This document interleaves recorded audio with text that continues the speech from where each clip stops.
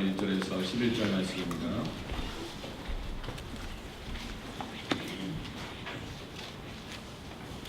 함께 읽도록 하겠습니다.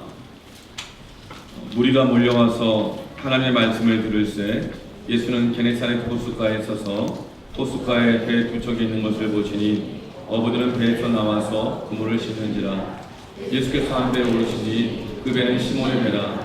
육지에서 조금 떼기를 청하시고 앉으사 배에서 무리를 가르치시더니 말씀을 가르치시고 시몬에게 이르시되 깊은 데로 가서 그물을 내려 고기를 잡으라. 시몬이 대답하여 이르되 선생이 우리들이 밤이 새도록 수고하였을 때 잡은 것이 없지만은 말씀에 의지하여 내가 그물을 내리리다 하고 그렇게 하니 고기를 잡는 것이 힘이 많아 그물이 찢어지는지라. 이에 다른 배에 있는 동무들에게 손짓하여 와서 도와달라 하니 그들이 와서 그 배의 체험에 잠기게 되었더라. 시몬의 베드로가 이를 보고 예수의 무릎 아래 엎드려 이르되 주여 나를 따라서서 나는 주인이로소이다 하니 이는 자기 및 자기와 함께 있는 모든 사람이 고기 잡힌 것으로 말미암아 놀라고 세베대의 아들로서 시몬의 동업자인 야고보와 요한도 놀랐습니다. 예수가 시몬에게 이르시되 무수하지 말라. 이제부터는 내가 사람을 취하리라 하시니 그들이 배들을 육지에 내고 모든 것을 버려두고 예수를 따르니라. 아멘. 이렇게 말하는 분이 있습니다. 나는 한번 한다면 하는 사람이야.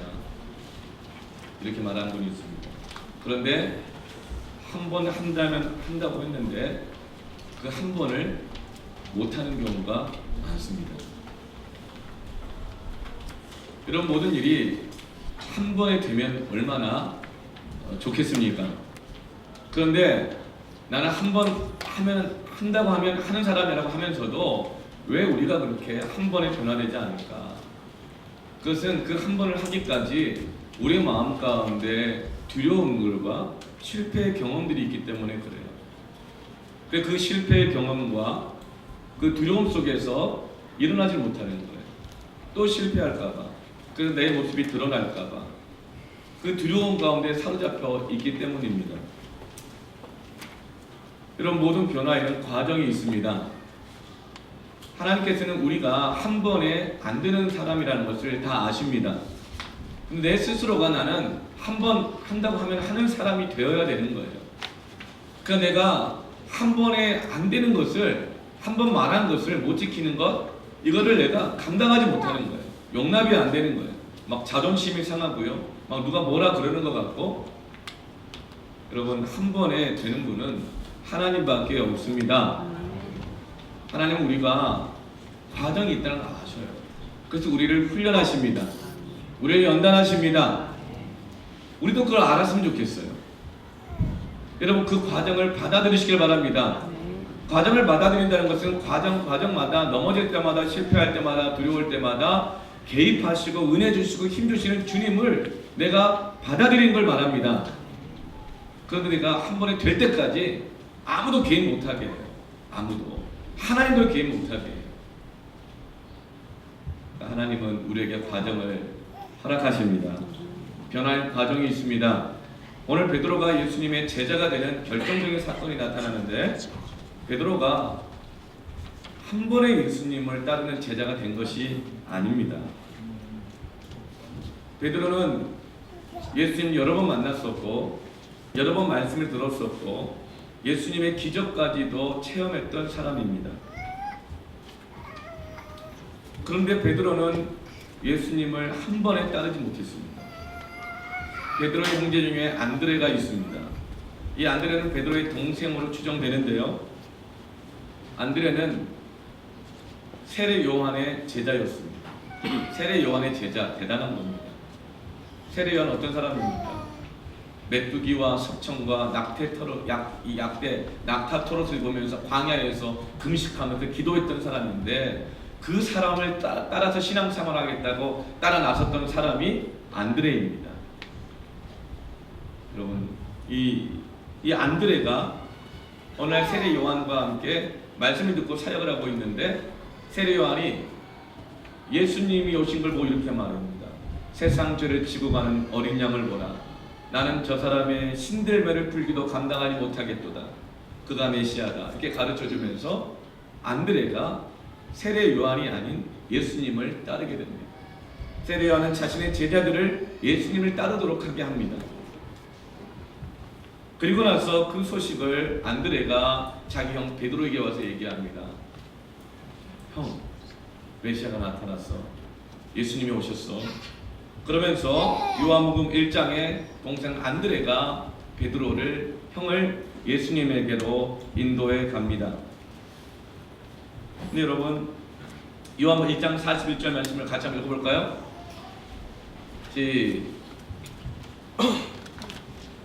시작. 그가 먼저 자기 형제 시몬을 찾아 말하되 우리가 메시아를 만났다 하고, 메시아는 번역하면 그리스도다. 안드레가 베드로를 예수님께 데리고 왔어요. 그러자 예수님이 그 시몬에게, 원래 베드로 이름은 원래 시몬입니다. 영어로 하면 사이먼이죠. 시몬이라는 이름을 가지고 있었는데 게바라고 하리라 이름을 줬어요. 그 게바는 번역하면 페트로스, 베드로, 반석이란 뜻이죠. 이름을 주어줬어요. 그런데 베드로는 그때 예수님을 따르지 않습니다. 그런데 안드레는 세례 요한을 따랐다가 예수님을 따르지만, 그렇다고 해서 또 안드레가 예수님을 철저하게 따랐느냐? 또 그것도 아닙니다. 나중에 보면 엉뚱한 일도 많이 하거든요.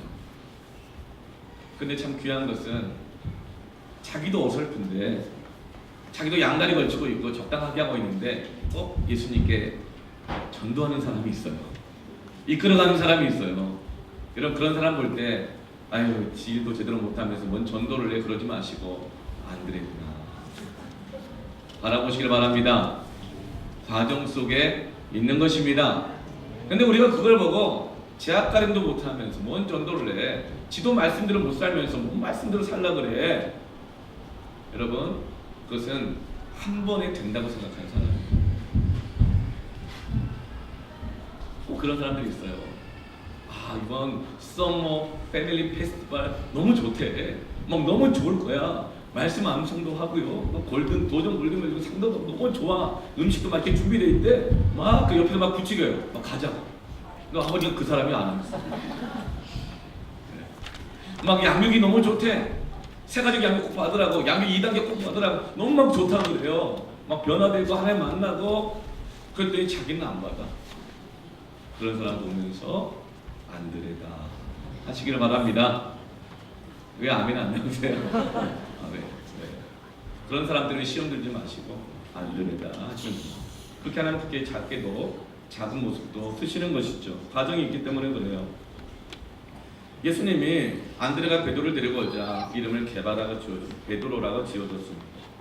이건 뭐냐면, 프로야구 선수가 어떤 구단에 입단을 하면 등번호를 딱 줍니다. 너는 우리 구단 소속, 우리 팀 소속이라는 거예요. 넌 우리 선수다.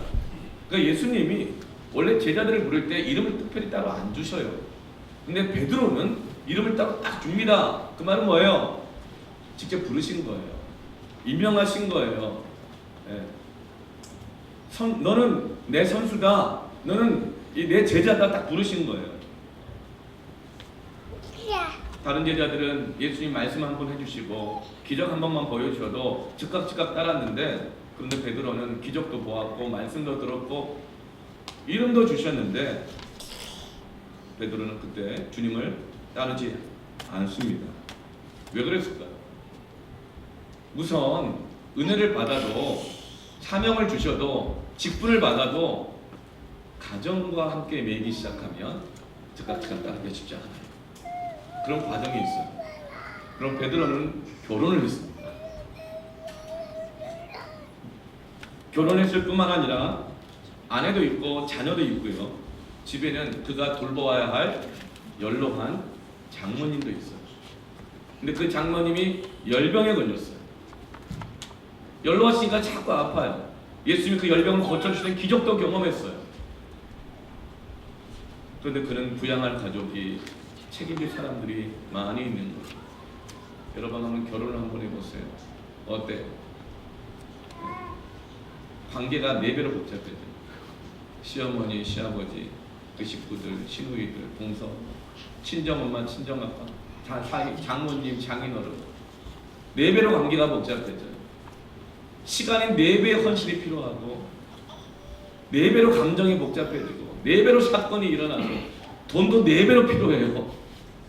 설날이 두려워요. 왜 이렇게 우리 형제들이 애들을 잘나가지고 들어오는 것보다 나가는 게 더 많아요. 네. 예수님이 말씀이 너무 좋아요. 기적도 보았어요. 예수님을 따르고 싶어요. 그런데 눈앞에 현실이 너무 무거운 짐이 있는 거예요. 동생 안드레는 믿음이 막 좋아가지고 광야까지 최대한 쫓아다니고 막 선교 다니고 막 저기 그 중동 가고 십자가 메고 가고, 그런데 여기 부흥해 저기 부흥해, 양육 받는다, 뭐 은혜 받는다, 막 다 쫓아다니고 형도해라, 뭐 이렇게 하면서 했는데, 그러면 식구는 누가 돌보고, 자식은 누가 키우고, 저 장모님은 누가 돌볼 것인가?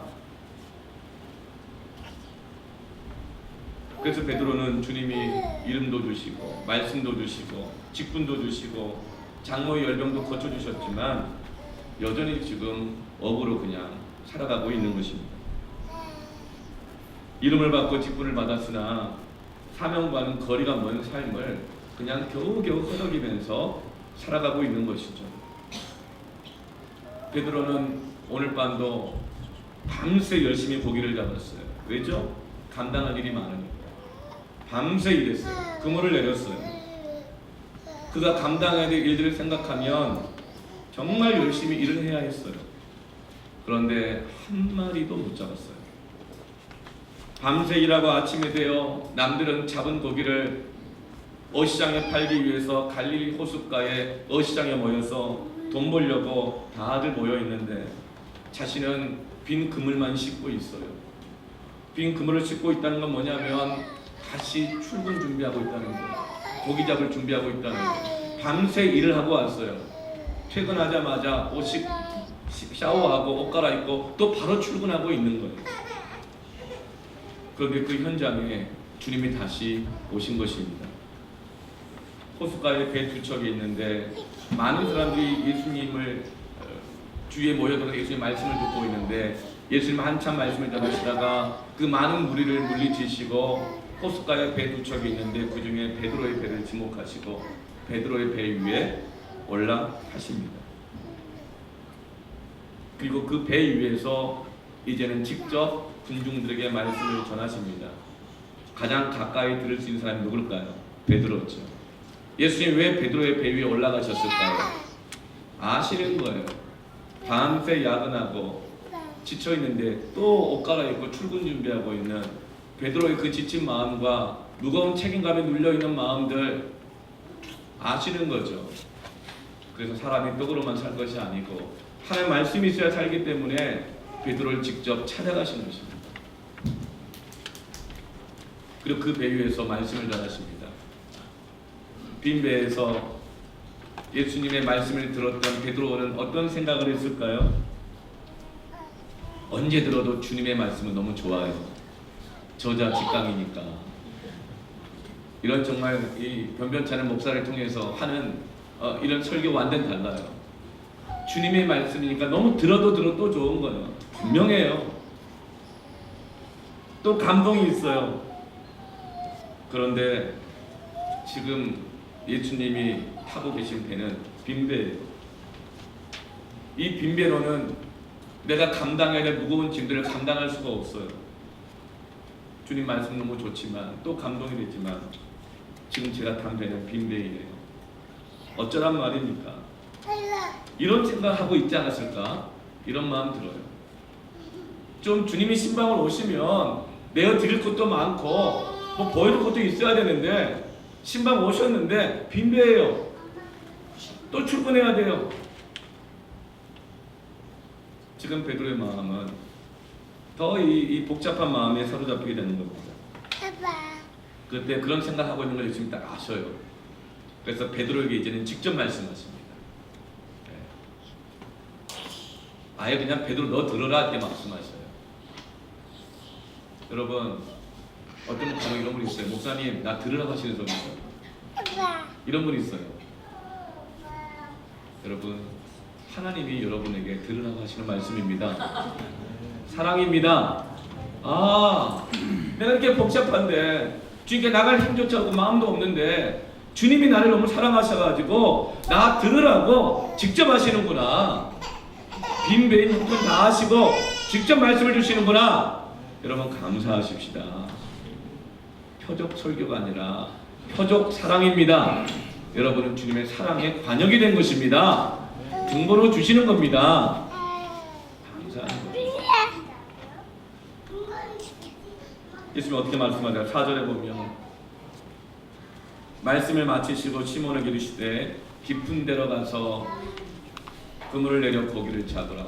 말씀을 띄워주면 좋겠어요. 제가 읽을 때도 깊은 데로 가서 그물을 내려 고기를 잡으라. 깊은 데로 가서 그물을 내려라. 여러분 우리가 이런 말을 들었으면 마음이 어떨까요? 깊은 곳에 가서 그물을 던져라. 베드로의 마음이 확 드러나요. 5절을 보면요. 시몬이 대답하여 이르되 선생님 우리들이 밤이 새도록 수고하였을 때 잡은 것이 없지만 밤이 새도록 수고하였는데 잡은 것이 없습니다. 이 말은 뭘까요? 깊은 곳으로 가서 그물을 던지라고요? 예수님 빈배 안 보이십니까? 예수님 내 삶을 아십니까? 예수님은 정말 밤새 일하다가 또 출근해야 되면 어부의 고단한 삶을 아십니까? 주님 나보고 깊은 데 가라, 오른편 가라, 왼편 가라 하라는 건 많은데 예수님 정말 내 삶을 아십니까? 잡은 것이 하나도 없다고요. 밤이 새도록 수고했지만 이제 또 퇴근하고 또 바로 출근 준비하고 있다고요. 그런데 하나도 잡은 것이 없다. 어떤 분 이렇게 말해요. 퇴근하고 바로 출근하는데 그 심정을 아냐 그러면 사장님들이 이렇게 말해요. 그래 너는 따박따박 들어오는 월급 주지 않고. 근데 베드로는 잡은 게 없어요. 또 그러면 어때요? 밤새 일해도 돈도 하는 기쁨이 있고 월급이라도 들어오면 정말 힘든 줄 모르고 일할 수 있다고 그렇게 말을 해요. 정말 그럴까요? 들어온 월급 나갈 때가 왜 그렇게 많아요? 다 나가요. 다 나가요. 그러면 또 채워야 한다는 두려운 마음이 있어요.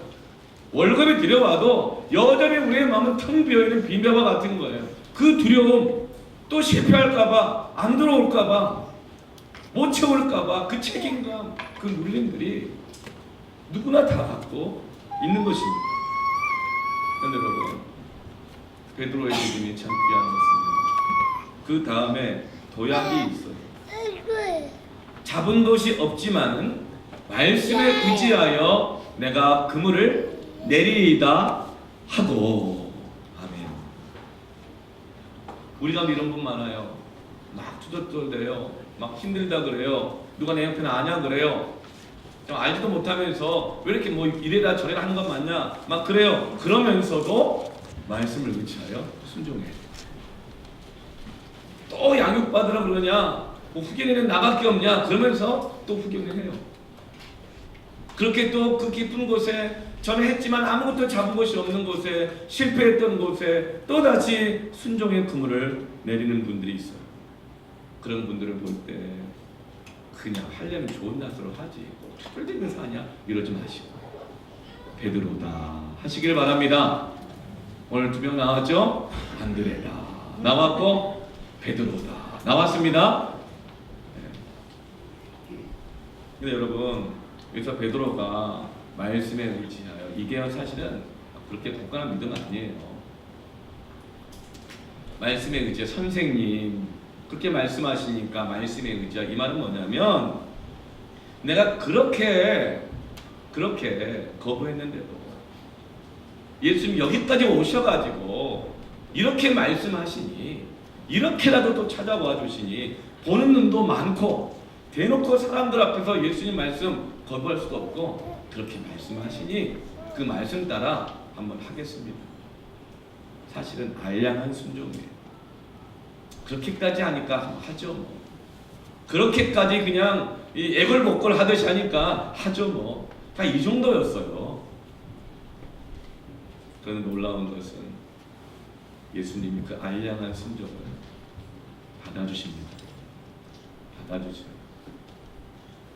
베드로가 변화된 것은, 예수님의 제자가 된 것은 말씀을 의지, 힘들고 어려움에도 불구하고 내가 말씀을 의지하는 그 믿음 때문이 아니라 그 알량한 투덜대면서도 안드레 같이 양다리 걸치면서도 자기도 제대로 못하면서도 남 잘하라고 말하고 베드로처럼 계속 거부하면서도 원망하고 불평하면서도 내 형편 아냐고 따지면서도, 그러나 사람 눈길도 있고 그래서 이렇게까지 하시니까 마지못해 하는 정도이지만 그 작은 믿음을 받아주시는 예수님의 사랑이 베드로 안에 겨자씨만한 믿음을 일으킨 것입니다.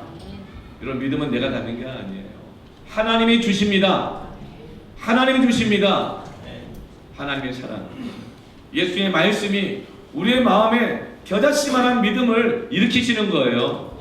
근데 귀한 것은 베드로가 그 겨자씨만한 믿음을 붙들고 작은 순종의 걸음을 내디딘 것입니다. 그러면 하나님은 그 겨자씨만한 믿음을 귀하게 여기시고 뽕나무가 뽑혀 바다에 심겨지고 산이 옮겨지는 변화의 역사를 주시는 것입니다. 하나님의 사랑 때문입니다. 또 말씀해 주시기 때문입니다.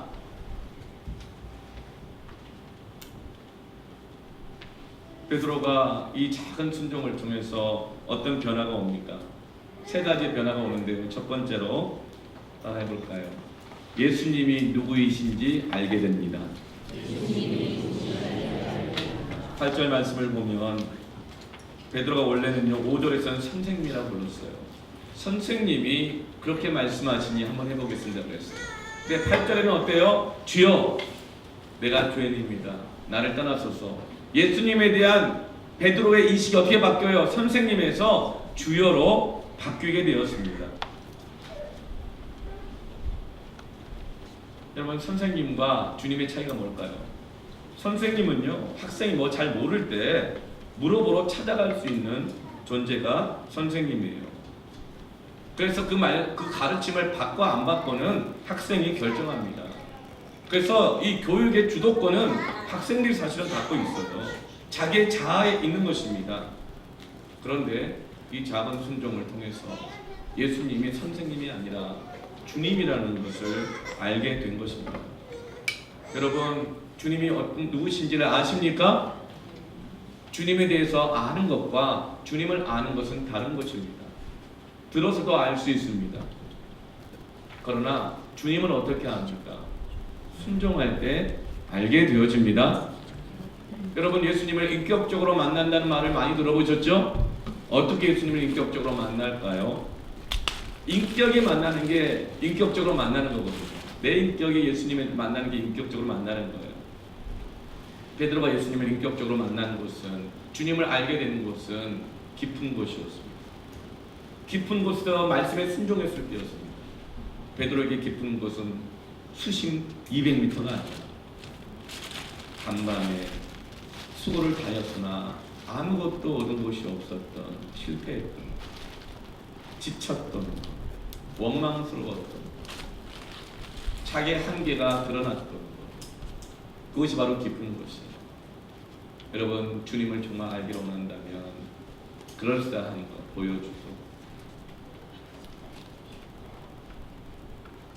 그 모습으로 나가는 것이 아니라 내가 실패하고 내가 두렵고 힘들었던 곳에 주님을 모셔드리시길 바랍니다. 그곳에서 하시는 주님의 음성에 순종하시길 바랍니다. 그때 우리는 주님이 살아계시고 나를 사랑하시는구나, 나를 아시는구나, 주님을 인격적으로 만날 수 있는 것입니다. 근데 많은 사람들이 누구한테 뭐 그냥 무슨 말 듣기를 싫어해요. 난 아무 문제 없다고, 과정 아니냐고. 그런 과정 아니에요. 다 과정인데 나 아무 문제 없다고. 누가 나한테 무슨 말 하냐. 나는 삶에 문제 없다고, 내 자신 문제 없다고, 우리 가정만 문제 없다고. 주님은 그곳에서 그물을 내리게 하시고 그곳에서 주님을 경험하게 하기를 원하시는데 우리는 깊은 곳에 주님을 모셔드리기 바랍니다. 과정이 있는 걸 아시고 찾아오시는 주님의 사랑을 신뢰하고 거기서 주신 주의 말씀에 순종하시기를 바랍니다. 내 삶을 열어드려야 돼요. 그 깊은 곳을. 그럴 때 우리는 주님을 인격적으로 만날 수 있습니다. 알 수 있는 거예요. 이 사건 이후로 베드로는 자신의 삶의 주도권을 예수님께로 넘기게 되는 거예요. 내가 잡고 있었던 운전대 예수님 옆에 타세요. 내가 가는 대로 그냥 가고 내가 잘 모를 때 물어볼 때만 도와주세요. 오른쪽 가라 왼쪽으로 가라. 그래 가끔 예수님이 타셔가지고 오른쪽 그랬더니 아닌 것 같은데요. 왼쪽으로 가버리는 거예요. 그게 선생님이에요. 근데 이제 베드로는 운전대를 예수님께 아예 넘겼습니다. 어디서요? 깊은 데에서만 그렇게 할 수 있어요. 주님께 운전대를 넘기시길 바랍니다. 두 번째로 자신이 누구인지를 알게 됩니다. 사람은요 자기가 누구인지를요 어떻게 알아요? 늘 비교를 통해서 알아요. 사람은 비교 통해서 나를 확인해요. 내가 이 정도 위치구나. 내가 이런 사람이구나. 내 성격, 내 인격, 나의 뭐 성공, 뭐 모든 것들을 꼭 사람들과 비교해요. 그럼 거기에서 뭐가 와요? 교만이 오기도 하고 열등감이 오기도 하고 비참함이 오기도 하고. 그러면 자기 모습을 몰라요. 우리는 어디서 내 모습을 알까요? 하나님을 알 때 하나님과의 관계 속에 내가 누구인지를 알게 됩니다. 베드로는 예수님이 어떤 분인지 알게 되면서 자기에 대한 인식이 바뀌어요. 자기를 뭐라고 부르고 있죠? 주여 내가 무엇입니다? 죄인입니다. 죄인이라는 고백을 해요. 그럼 이것은 죄책감과는 다른 거예요.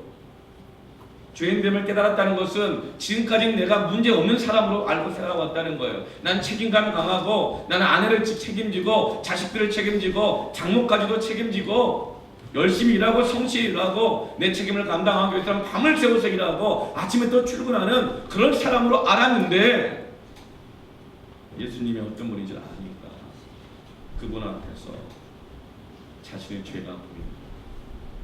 여전히 주님을 신뢰하지 못하고 자기의 의로움과 자기의 주장으로만 힘으로만 살려고 했다. 자기 죄가 보인 거예요. 죄가 분리되기 시작하는 거예요. 구별되기 시작하는 거예요. 그래서 나를 죄인이라고 고백하는 것입니다.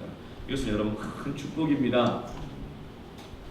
자신 안에 있었던 두려움과 욕심과 불신앙, 이기심, 자기 주인된 고집, 자기의 자아, 교만의 근거를 발견하게 된 거예요. 세 번째로 이 순종을 통하여서 무엇을 알게 됩니까? 두려움이 사라집니다.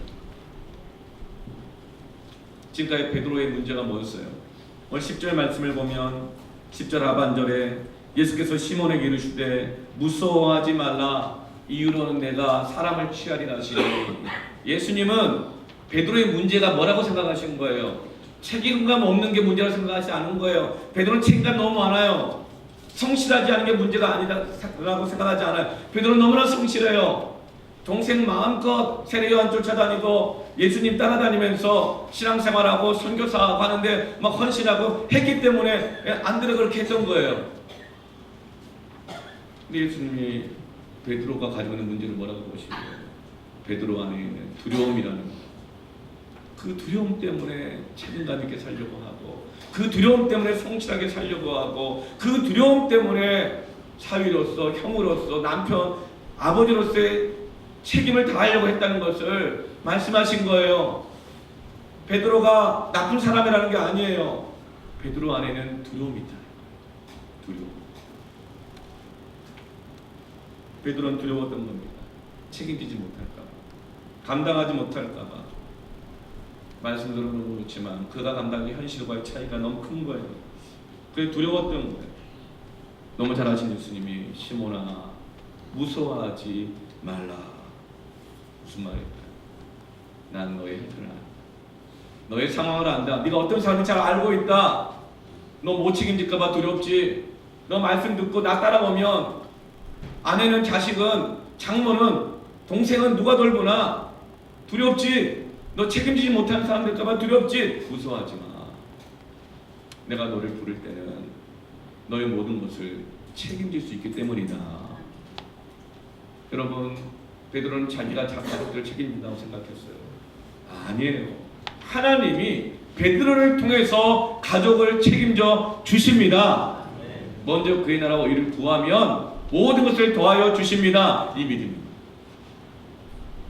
베드로가 주님을 완전히 따르는 제자가 되면 여러분이 다 그런 부름을 받는 건 아니지만 혹 여러분의 자녀 가운데 여러분 가운데 선교사로 헌신하거나 사역자로 완전히 헌신하게 된다고 한다면 여러분을 통해서 가족을 책임지는 것을 하나님은 다른 것을 통해서 그 가족을 책임지시는 분이십니다.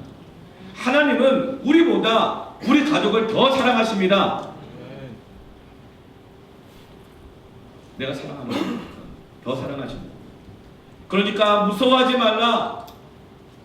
네가 두려워하는 모든 것들 내가 책임져 줄 테니 너는 이제 내가 주는 삶을 살아라. 이후로 네가 사람을 취하게 될 것이다. 베드로의 두려움을 정리해 주십니다. 내가 한번 한다면 하는 사람이야. 그 마음의 결심을 이제 정리해 주셔요. 우리는 이런 두려움을 다 갖고 있어요. 딜레마가 있죠. 현실을 붙들면 말씀대로 못 살 것 같고, 말씀을 붙들면 현실이 어렵고, 딜레마가 있어요. 두려워요. 그래서 한다 하면서 못해요. 안 해요. 왜냐하면 그렇게 했다가는 막 무너질까 봐. 자기가 여전히 주권을 딱 갖고 있는 거예요. 죄인이에요. 주님의 정말 신뢰하고 있지 않는 거예요. 그러니까 여러분, 이 작은 순종이지만, 알량한 순종이지만 한 걸음 늦었을 때 베드로 안에 놀라운 변화가 일어납니다.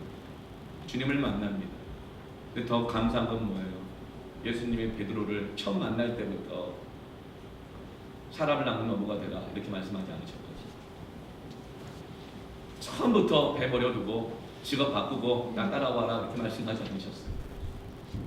예수님은 아셔요. 한 걸음 한 걸음. 그러면서 빈 배에 있을 때에도 빈 배 아니냐, 어차피 빈 배 버려라, 나 따라와라 이렇게 말씀하지 않으셨어요. 깊은 곳에 가서 그물을 내라. 그 작은 순종을 하게 하셨습니다. 놀랍게 베드로는 이번에는 주님의 그 말씀을 받아들이죠. 그리고 11절 말씀에 그들이 베드로를 육지에 대고 모든 것을 버려두고 예수를 따릅니다. 여러분, 모든 것을 버려두고 예수를 따를 때 이 모든 것에 뭐가 포함됐을까요? 방금 잡은 어마어마하게 많은 물고기까지 다. 두려움이 다 사라진 거예요.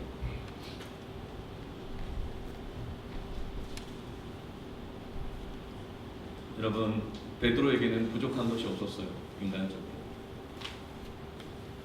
그러나 베드로는 모든 걸 다 했지만 예수님 보실 때 딱 한 가지 부족한 게 뭐였죠? 그 작은 순종.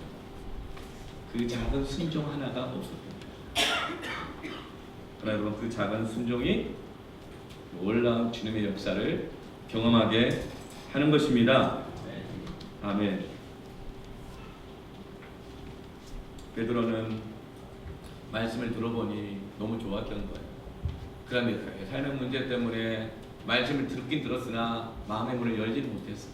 그냥 문만 빼꼼 열면 예수님이 그냥 딱 열고 들어오실 텐데 열지를 않아요. 그래서 말씀을 또 듣지만 또 삶의 그냥 이 무거운 가운데 다람쥐 치아바퀴처럼 엉켜 돌아가면서 늘 난 너무 힘들고 원망하고 피해의식, 슬픔, 두려움, 염려, 누가 나를 알까? 알지도 못하면서 그냥 거기 막 사로잡혀 있는 거예요. 그러면 그래도 주님은 또 찾아와 말씀을 주십니다. 어느 때는 그냥 표적 은혜를 주십니다. 그때 작은 이 믿음의 순종으로 나아가시길 바랍니다. 마음을 여시길 바랍니다. 요한계시록 3장 20절 말씀. 볼지어다 내가 문 밖에서 두드리노니 누구든 내 음성을 듣고 문을 열며 내가 그에게로 들어가 그와 더불어 먹고 그는 나와 더불어 먹으리라. 주님이 찾아가십니다. 여러분, 주님의 찾아오심을 문전박대하지 마시길 바랍니다. 밖에서 말씀하세요. 들어오지 마시고요. 듣고 내가 알아서 할게요. 이러지 마세요. 제가 성도들을 어려워 있는 성도, 뭐 이렇게 마음에 상한 성도들 이렇게 찾아갈 때가 있어요. 참 감사해요. 저는 주님처럼 그렇게 많이 문전박대 당하지 않아서. 네. 그러나 문전박대 당할 때도 있죠. 네. 전화해도 막 안 받는다든가 카톡을 보다 안 받는다든가 막 그래요. 집에 막 집에 찾아가요. 찾아가면 집에 있는 거 뻔히 아는데도 이렇게 안 나오시고 전화도 안 받고 막 그래요. 한참 그제가 이제 어떨 때는 얼굴 보기 전까지는 못 갑니다 이렇게 막 이렇게 해요. 그러면 하고 있다가 와요. 목사님 피차 힘들어요. 괴롭히지 마세요. 피차 힘들어. 목사님도 힘들다. 목사 힘들게 하는 거 싫고 왜 이렇게 문자가 와요? 그러나 여러분 그것은 예수님의 문전박대하면요 비할 것도 아니에요. 예수님 우리에게 얼마나 말씀하십니까? 얼마나 찾아오십니까? 근데 예수님은요 그 많은 상처 어려움 속에서도 도수장에 끌려가는 양처럼 침묵하며 가십시오. 우리 한 사람을 건지시고 구원하시기 위해서는요 계속 찾아오시고 계속 말씀해 주시고 그 알량한 믿음이라도 받아주셔서 우리를 변화시켜 주시는 사랑의 주님이십니다. 아멘. 여러분 베드로가 이런 주님의 사랑으로 변화되는 거예요. 우리의 과정에는요 주님의 사랑이 있는 겁니다. 두 가지로 변화되는 모습을 가져요. 첫 번째는요 실패 현장에서 말씀의 순종함으로 변화가 됩니다. 베드로는 고기잡이에 있어서는 프로죠. 전문이죠. 갈릴리에서 나서 배에서 자라고 고기 잡으면서 컸고 다 이렇게 완전 전문가예요. 그런데 고기잡이 전문 프로가 고기를 한 마리도 못 잡는 것이 기적일까요? 아니면 오늘 그물이 찢어지도록 많이 잡은 것이 기적일까요? 손흥민이 우리 복음의 빛 동산교회 축구 선교팀하고 축구를 하는데요 10골을 넣었어요. 기적이에요? 그런데 우리랑 축구를 했는데 복음의 빛 동산교회 선교팀이 한 골을 넣고 손흥민은 한 골도 못 넣어가지고 우리 팀이 이긴 거예요. 뭐가 기적이에요? 고기잡이 전문 어부가 한 마리도 못 잡은 것이 기적입니다. 여기는 하나님이 개입하신 거예요. 베드로는 물때를 다 알고 어느 때 어디 가면 고기가 있는 걸 다 알아요. 근데 한 마리도 못 잡았다고요. 하나님의 개입하신 것입니다. 왜요? 실패해야 예수님을 만나니까. 실패하고 난 다음에 예수의 말씀을 듣고 이제 마음의 문을 약간 열어요. 그리고 그 작은 순종을 했는데 주님의 어마어마한 사랑을 경험하게 되거든요. 주님은 그런 분이세요. 작은 거 내놨는데 거기에 맞게 줄게 이러지 않으세요. 어마어마하게 은혜를 주십니다. 그러자 어떤 고백이 나와요. 주여 나를 떠나소서. 내가 진짜 죄인이었습니다. 말씀에 순종하고 나자 고백이 나오는 거예요. 실패가 없었다면 이 고백이 나왔을까요? 고백 안 해요. 예수님, 난 갈릴리에서 고기잡이로 잔뼈가 굵은 사람입니다. 난 어디가 물고 있는지 다 알아요. 그냥 어마어마하게 딱 잡아놓고 나서 예수님 보셨죠? 난 능력자입니다. 난 고기를 몰고 다니는 사람이에요. 예수님 난 놓치지 마세요. 내가 어떤 사람인데요. 나를 좀 할 수 있는 일이 많아요. 그런데 실패하고 난 다음에 거기서 깨지는 겁니다. 겸손해지게 되는 거예요. 여러분 우리에게도 실패의 시간을 주실 수 있습니다. 여러분 이 기적 같은 실패를 겪을 수 있어요. 너무 자신이 있는데 이 정도면 사람들이 다 알아줄 만한데 나 정도면 사람들이 인정해야 되는데 아니 어떻게 이런 일이 나에게 있을 수 있지? 나같이 책임감이 있고 나같이 성실하고 나같이 노력하고 나같이 전문가고 어떻게 이런 일이 있을 수 있지? 여러분 예수님의 손길입니다. 하나님의 기적 같은 실패입니다. 하나님의 개입하심이에요. 몇 가지 예를 볼까요? 베드로가요. 사람들이 조롱하고 복음 전할 때마다 박해하고 재판장을 세우고요. 심지어 순교당할 때까지도 눈 하나 깜짝하지 않고 사람 보지 않고 고난 보지 않고 주님만 바라보면서 끝까지 그의 믿음을 지켜 사명을 감당합니다. 그리고 이게 믿음이에요. 믿음은 뭐냐면 시선입니다. 시선을 어디 두느냐. 고난이 올 때, 핍박이 올 때, 어려움이 올 때 환경, 상황, 사람 보지 않고 하나님을 바라보는 것이 이런 믿음입니다.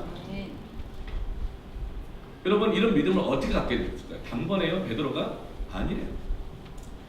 제 기억나는 사건이 있어요. 밤새 베드로가 배를 타고 건너가려고 그러다가 풍랑을 만나서 죽을 뻔하자 기도하던 계시던 예수님이 급히 내려오셔서 바다 위를 무리를 걸어오셨어요. 그걸 보고 베드로가 이렇게 말해요. 주님, 주님이십니까? 그럼 나도 주님처럼 무리를 걷게 해주세요. 그래 예수님이 그래 걸어와라 그랬어요. 베드로가 무리를 걷고 오시는 예수님을 바라보면서 시선을 딱 고정시키고 바다 위를 막 몇 발짝 걸어가다가 갑자기 그때 바람이 불고 풍랑이 치자 주님 보던 시선을 바람과 파도와 풍랑에 주목하게 되었자 그 안에 두려움이 생기면서 물에 빠졌습니다. 허우적거립니다. 그때 주님이 오셔가지고 믿음이 힘든 자야. 왜 너 나한테 시선 고정하다가 딴 데 시선 파냐. 건져주셨어요.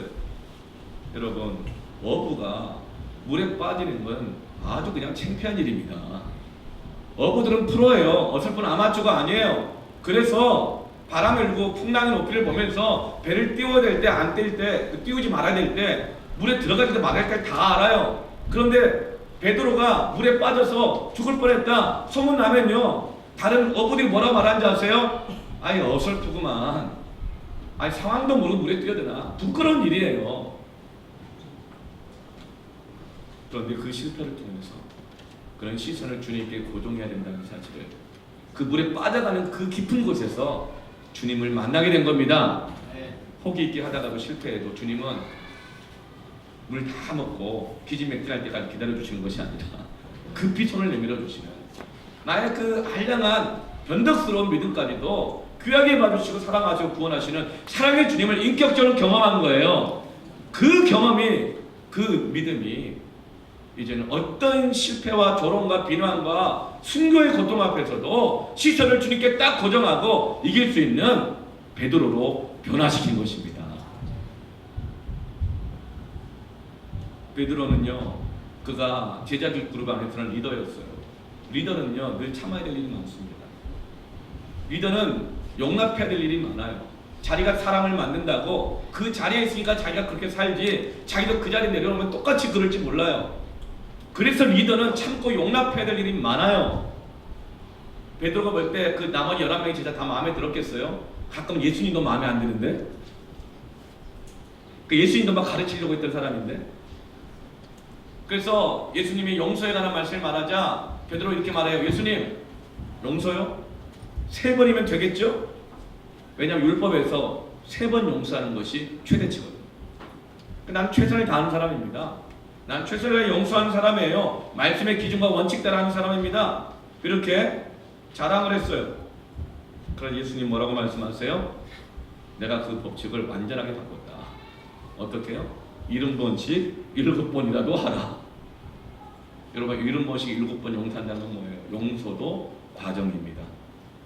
단번에가 아니에요. 용서도 과정이에요.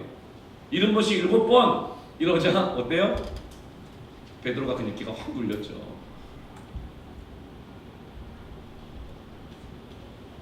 자기의 막 폭넓은 리더십, 마음 넓은, 자기가 얼마나 참고 용납해왔는지를 드러냈다가 그냥 예수님 앞에서 그냥 실패를 경험한 거예요. 그러다가 베드로 자기 자신이 예수님 십자가에 달리시기 그 전날 밤에 3번이나, 자기가 3번 말해놓고 3번이나 예수님을 부인하고 배신해버렸어요. 용서받을 수 없는 일을, 더 이상 한계치, 용서받을 수 없는 죄를 지은 거예요. 근데 그런 죄인을 도망갔는데 갈릴리까지 다시 찾아오셔가지고 말씀을 주시는데 무지하게 부담스러운 거였어요. 너 나 사랑하느냐? 그럼 다시 그 사랑을 막 감당해라. 몇 번? 3번. 그 사건을 통해서 베드로는 진정한 용서와 진정한 사랑을 배우게 되는 것입니다. 다시 주님의 사랑을, 용서하신 주님이 어떤 건지 알게 되면서 그가 정말 주님을 따르는 자가 되는 거예요. 과정이 있어요. 여러분 베드로전서 5장 8절 말씀 같이 한번 읽어볼까요? 시작. 근신하라 깨어라 너희 대적 마귀가 우는 사자같이 두루다니며 삼킬 자를 찾아내. 베드로가 기록한 서신서입니다. 뭐라고 기록해요? 근신하라 깨어서 기도하라는 거예요. 야, 니 잠자지 마. 기도해야 돼. 지금 잘 때야. 마귀가 두루두루 살리면서 성취자를 찾아다니고 있는데 지금 잘 때냐고 깨어 기도해. 그럼 베드로가 이런 말할 자격이 있는 사람이에요? 예수님 십자가 달리시 전날 밤 그 영적인 어두운 밤에 예수님이 겟세마네에서 시험당하지 않고 이 제자들을 정말 보존하고 하나님 뜻을 순종하기 위해서 피땀 흘려 기도하고 있는데 마귀가 로마 군인들을 대동하고 대사장을 대동하고 불법적인 재판을 모의하고 그렇게 막 역사하고 있는데 베드로는 막 자고 있었어요. 예수님이 아직도 한시도 깨어 기도하지 못하느냐 책망도 받았어요. 근데 무슨 자격이 있어서 베드로가 근신하라 깨어라 이렇게 말할 수 있었을까요? 베드로는 자기가 잠자는 게 전공이었는데 기도 안 한다는 말 듣는 것이 전공이었는데 그런 날을 주님이 또 찾아오셨어요. 또 찾아오셨어요. 기도의 삶을 보여주시고 기도하라고 말씀해 주시는 그 은혜 때문에 그 실패의 과정을 겪고 기도의 사람이 되는 것입니다.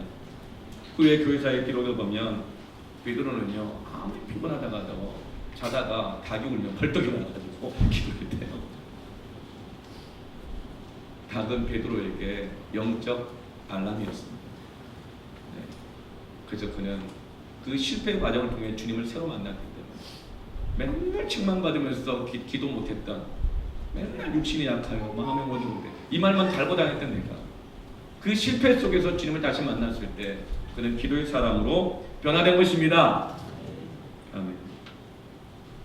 두 번째로 따라합시다. 고백이 있어야 합니다. 여러분 고백은 뭐냐면요 주님이 말씀하시는 것을 복명복창하는 것이 고백입니다. 뭐예요? 내 주장이 맞지 않고 주님이 말씀하신 것이 맞습니다. 이게 고백이에요. 나는 틀리고 주님이 맞습니다. 이게 고백이에요.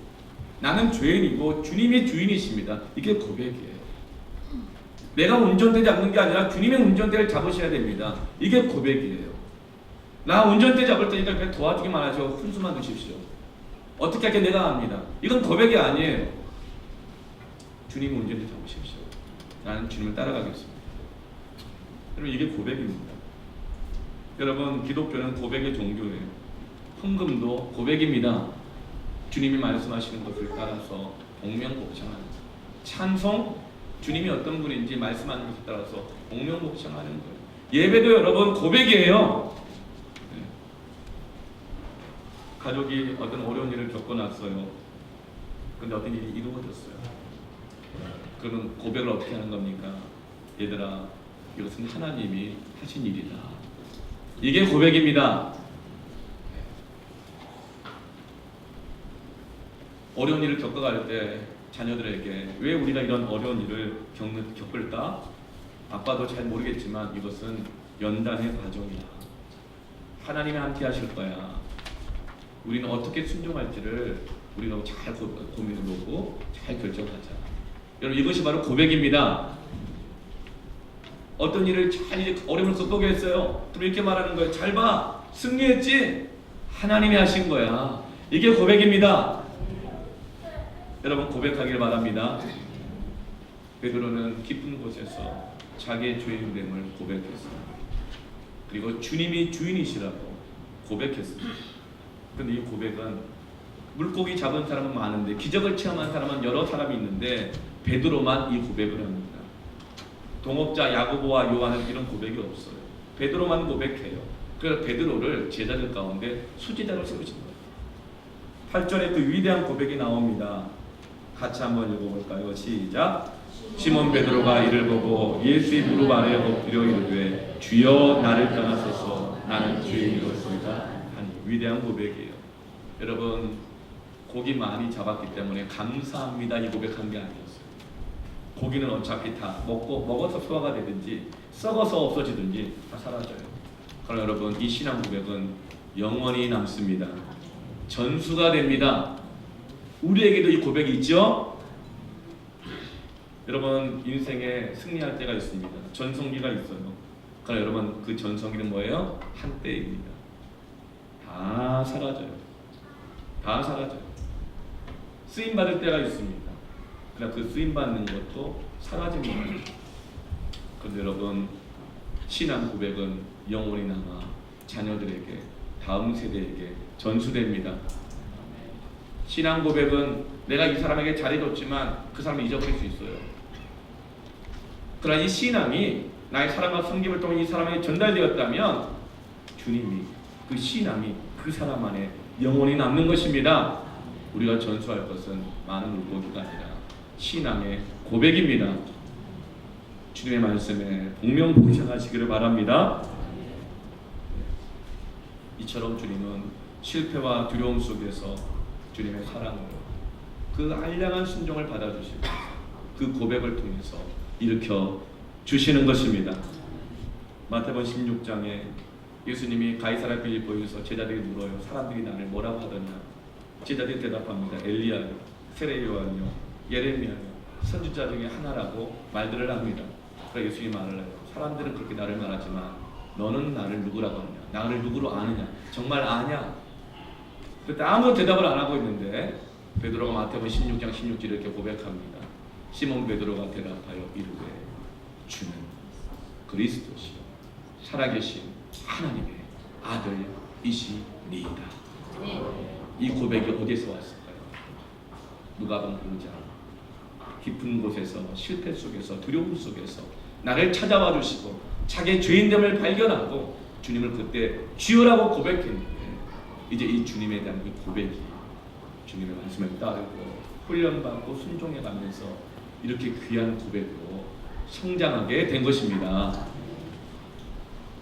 이 고백을 들으시자 주님이 뭐라고 대답해 주셔요? 17절에 예수께서 대답하여 이르시되 바요나 시몬아 네가 복이 있도다. 이를 내게 알게 하니는 혈육이 아니요 하늘에 계신 내 아버지시니라. 또 내가 내게 이르노니 너는 베드로라. 내가 이 반석에 내 교회를 세우리니 음부의 권세에 이기지 못하리라. 베드로가 고민 많고 자신의 딜레마에 쌓여서 주님 따르지 못할 때 직분만 받고 이름만 받고 여전히 그냥 양다리 걸치고 어설프게 살아갈 때 그때 주셨던 그 베드로라고 하는 그 이름이 오늘날 이 고백을 통해서 응답된 것입니다. 이 고백 위에 교회를 세우십니다. 이 고백 위에 우리는 날마다 넘어뜨리는 지옥으로 끌고 가는 음부의 권세를 이길 수 있는 능력을 주십니다. 여러분, 두려움과 실패 가운데 넘어져 있는 성도들은 고백으로 일어나는 것입니다. 무너지고 병들어 약한 교회는 고백으로 일어서게 되는 것입니다. 할렐루야. 여러분, 오늘 예배를 통해서 주님이 여러분에게 직접 말씀하셨다고 믿습니다. 오늘 여러분, 이 말씀의 복명복창 주님이 들으셨습니다. 기도의 복명복창, 예배의 복명복창 주님이 들으셨습니다. 이제 우리가 더 이상 슬픔, 연민, 누가 내 형편 알아? 알지도 못하면서 마귀가 주는 음부의 권세 앞에 종노릇하지 말고 들려주신 말씀 앞에 그 두려움과 실패 속에서 믿음으로 주님이 이렇게 말씀하시니 내가 깊은 곳에서 그물을 내리겠습니다. 순종의 걸음을 내딛겠습니다. 내일 일은 난 몰라요. 하루하루 살아요. 불행이나 요행이 임해나 주 뜻대로 다 될 줄로 믿습니다. 주께 모든 걸 맡기시길 바랍니다. 약한 자나 건강한 자나 부유한 자나 가난한 자나 눈먼 자나 보는 자나 우리에게 자유를 주시고 눌린 자에게 자유함을 주시며 눈먼 자의 눈을 뜨게 하시고 가난한 자에게 부유함을 주시면 그 주님을 따르는 저와 여러분 되기를 축복합니다. 아멘. 우리 함께 찬양하면서 기도했으면 좋겠습니다. 전능하신 나의 주 하나님 찬양하면서 말씀 기억하면서 안드레, 베드로 다 귀한 초대교회를 세우는 사도들이 되었습니다. 우리를 향한 주님의 뜻입니다. 로마서 10장 9절에 10절에 내가 만일 내 입으로 예수를 주로 시인하며 또 하나님께서 그를 죽은 자 가운데서 살리신 것을 내 마음에 믿으면 구원을 받으리라. 사람이 마음으로 믿어 의에 이르고 입으로 시인하여 고백하여 구원에 이르느니라. 오늘 찬양을 하면서 하나님 앞에 말씀 앞에 복명복창으로 고백하며 나아가십시다.